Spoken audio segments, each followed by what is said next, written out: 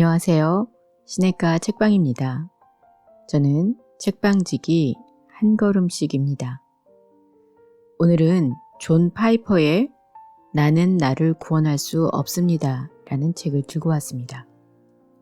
이 책은 존 파이퍼가 풀어쓴 칼빈주의 5대 강령에 관련된 책입니다. 우리 시대 대표 복음주의 지도자 존 파이퍼의 나는 나를 구원할 수 없습니다는 하나님을 즐거워하려면 먼저 그분을 알아야 한다라며 이 책을 썼습니다. 이를 위해서 칼빈주의 5대 강령에 대해 성경적 신학의 핵심이며 여기에 어떤 입장을 취하느냐가 하나님, 인간, 구원, 속죄, 중생, 확신, 예배, 선교를 보는 우리의 관점에 깊은 영향을 미친다고 평하며 사람들이 예수님을 만나 그리스도인이 될 때 일반적으로 경험하게 되는 순서대로 재정렬하여 소개하고 있습니다. 저자인 존 파이퍼는요, 우리 시대를 대표하는 복음주의 지도자로 신학적인 깊이와 실제적인 넓이를 겸비했습니다. 1946년에 태어나서 휘튼 칼리지에서 공부했고 풀러 신학대학원과 독일 뮌헨대학교에서 학위를 받았습니다. 박사 학위를 마치고 나서 6년간 베델 칼리지에서 학생들을 가르치던 존 파이퍼는 1980년 설교자로서의 부르심을 압도적으로 느끼고 미네소타주의 베들레헴 침례교회에 부임했습니다. 그리고 이후 2013년까지 33년간 설교 목사로 사역했으며 현재는 베들레헴 신학교에서 총장으로 섬기고 있습니다.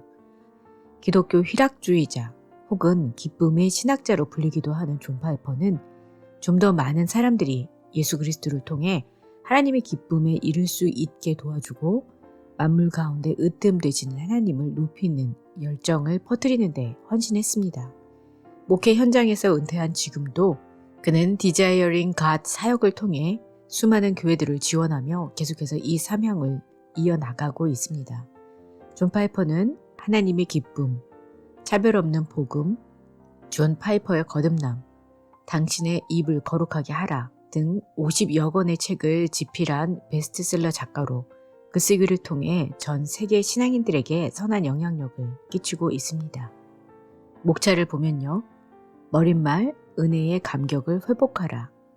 칼빈주의 5대 강령의 역사적 뿌리. 파트 1. 성경으로 증언하는 칼빈주의 5대 강령. 1. 전적 타락. 2. 불가항력적 은혜. 3. 제한 속죄. 4. 무조건적 선택. 5. 성도의 견인. 파트 2. 삶으로 증언하는 칼빈주의 5대 강령. 1. 나의 삶이 변했다. 2. 믿음의 선진들의 삶의 방향이 달라졌다. 3. 이제 당신 차례다로 되어 있습니다. 오늘은 머릿말과 파트 1의 1장에서 5장까지를 정리해드리도록 하겠습니다. 머릿말, 은혜의 감격을 회복하라. 하나님을 즐거워하는 것이 곧 하나님을 영화롭게 하는 방법입니다. 우리가 하나님 안에서 가장 만족할 때 그분이 우리 안에서 가장 영광을 얻으시기 때문입니다. 하지만 하나님을 즐거워하려면 먼저 그분을 알아야 합니다. 음식도 먹어야 맛을 아는 법입니다. 그분이 막연하고 어렴풋한 안개로 남아있다면 우리는 잠깐은 끌릴지 몰라도 기쁨에 취할 수는 없습니다. 안개가 걷혀야 눈앞에 펼쳐진 절경을 볼 수 있습니다. 경험으로 보건대 성경을 통해 하나님을 명확히 알면 그것이 불쏘시개가 되어 하나님을 향한 애정의 불을 활활 타오르게 해줍니다. 그 중에서도 가장 중요한 지식은 구원의 하나님이 어떤 분이신지 아는 것이고 칼빈주의 5대 강령은 바로 그 내용입니다. 그분은 나를 어떻게 구원하셨는가? 칼빈주의 5대 강령에 대한 가르침은 성경적이며 진리라는 것입니다. 그래서 하나님의 은혜를 더 깊이 경험하게 해주는 소중한 관문의 역할을 하고 있습니다. 우리의 사고를 하나님의 말씀이라는 불시험에 통과시키다 보면 힘들지만 하나님에 대한 성경의 가르침을 이해하려는 모든 씨름은 가치가 있습니다. 파트 1. 성경으로 증언하는 칼빈주의 5대 강령. 1. 전적 타락. 나는 나를 구원할 수 없다. 우리의 타락한 죄성은 매우 깊고 강력합니다. 우리는 죄의 노예이며 우리에게는 자신의 반항과 눈먼 상태를 극복할 도덕적 능력이 없습니다. 여기서 말하는 인간의 타락이란 하나님의 은혜가 일체 배제된 자연인의 상태를 뜻합니다. 전적 타락이란 인간이 시종일관 악행만 한다는 뜻이 아니라 인간의 모든 덕조차도 타락했다는 뜻입니다. 하나님을 향해 전적으로 반항하며 하나님을 찾지 않으며 이런 상태에서 하는 모든 일은 죄입니다. 대부분 비신자들이 살인하지 않는다든지 그중 다수가 자선을 베푸는 것은 분명히 선한 일입니다. 이때 선하다는 말은 그런 행동이 하나님이 성경에서 명하신 삶의 외형을 어느 정도 따른다는 뜻입니다. 그러나 하나님의 계시된 뜻에 외적으로 부합한다고 해서 하나님 보시기에 의로운 것은 아닙니다. 그런 행위는 하나님을 의지하지도 않고 하나님의 영광을 위하지도 않습니다. 에베소서 2장 1절에서 우리 그리스도인들은 모두 허물과 죄로 죽었던 존재임을 알 수 있습니다. 죽었다는 말의 핵심은 우리가 하나님과 더불어 영적인 삶을 살아갈 능력이 전혀 없다는 뜻입니다. 자신에게서 자신을 구하지 못하는 이 무능력은 전적입니다. 따라서 우리는 하나님의 은혜에 전적으로 의존할 수밖에 없는 존재입니다. 은혜만이 우리의 반항을 이기고 우리에게 보는 눈을 주며 우리를 구주께로 유효하게 이끌 수 있습니다.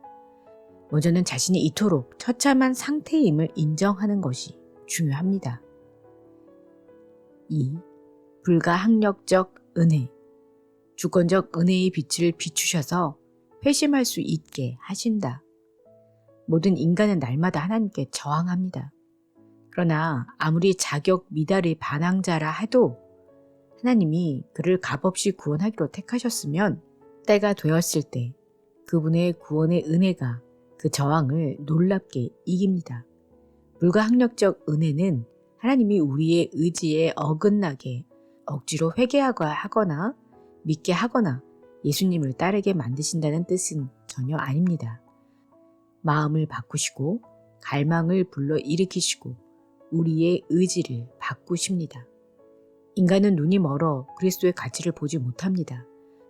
고린도후서 4장 4절로 6절에 보면 그 하나님께서 예수 그리스도의 얼굴에 있는 하나님의 영광을 아는 빛을 우리 마음에 비추셨느니라고 되어 있습니다. 하나님이 그리스도의 영광, 즉 자체적으로 입증되는 진리와 아름다움을 우리 마음으로 보고 맛보게 하신 것입니다. 그 순간부터 그리스도를 향한 우리의 의지가 근본적으로 달라집니다. 부르심을 받은 자들은 주권자 하나님의 창조의 능력을 통해서 눈이 뜨여 더 이상 십자가를 미련하게 여기지 않고 하나님의 능력과 지혜로 봅니다. 그동안은 아름다움을 보지 못했고 선한 복음을 듣지 못했지만 하나님이 마음을 열어주시면 그 저항이 무너집니다.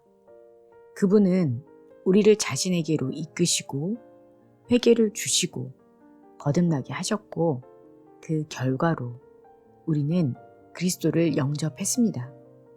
그분은 우리 마음에 영광의 광채를 비추셨습니다.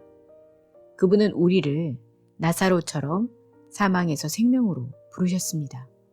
그래서 모든 진정한 그리스도인은 자신을 그리스도께로 인도한 결정적 요인이 은혜임을 압니다. 3. 제한 속죄. 예수님은 자기 양의 구원을 위한 모든 것을 자신의 피로 완벽하게 사셨다.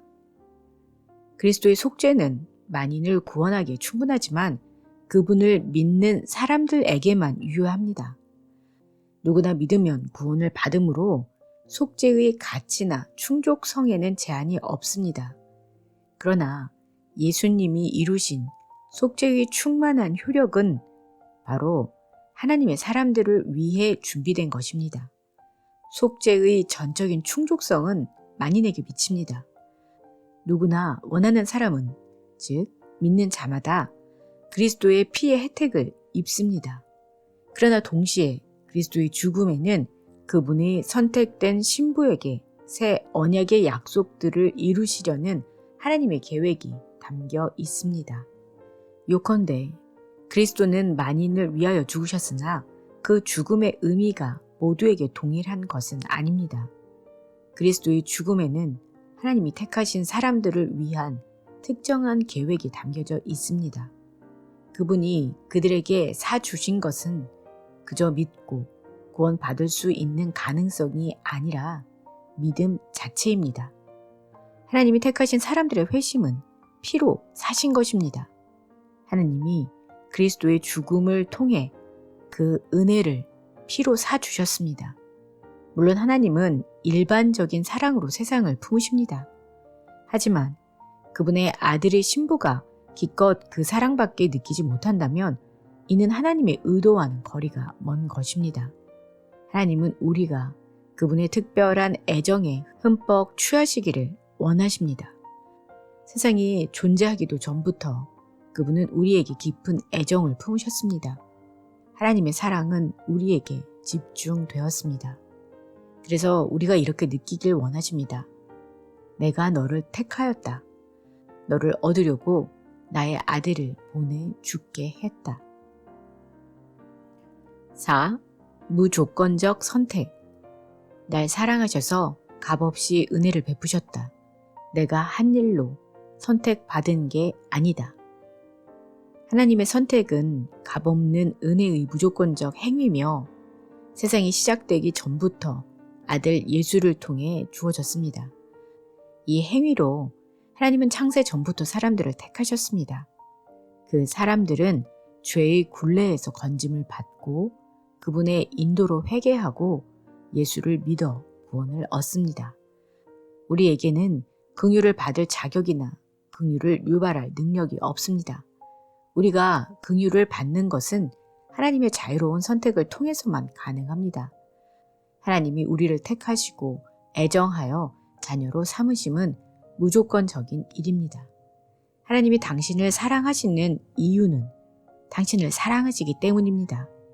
그분은 영원전부터 그렇게 하기로 작정하셨습니다. 게다가 당신을 향한 그분의 사랑은 시작이 없으므로 끝도 없습니다.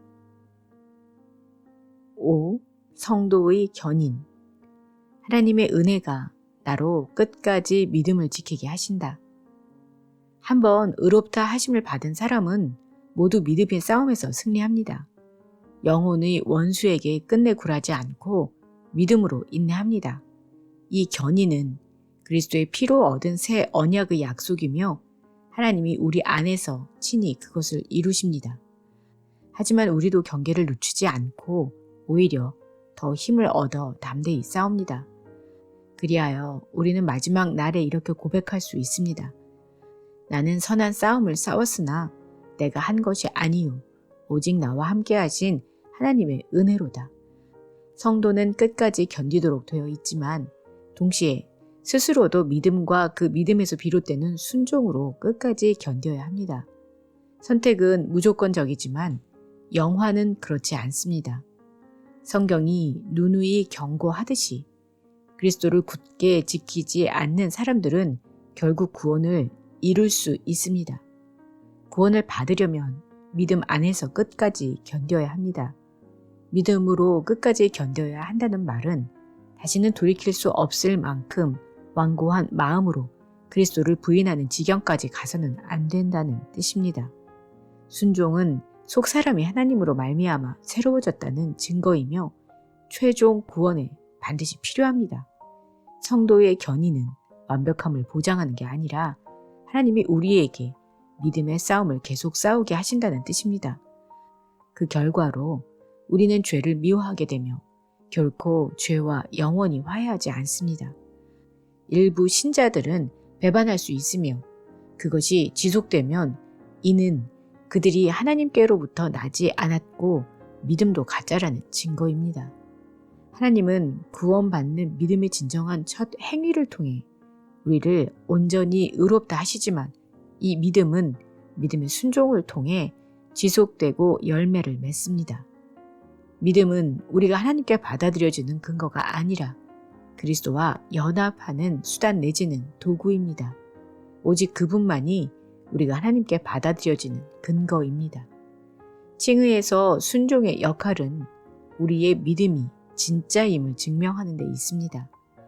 사랑의 행위는 우리가 하나님께 처음부터 또는 최종적으로 받아들여지는 근거가 아닙니다.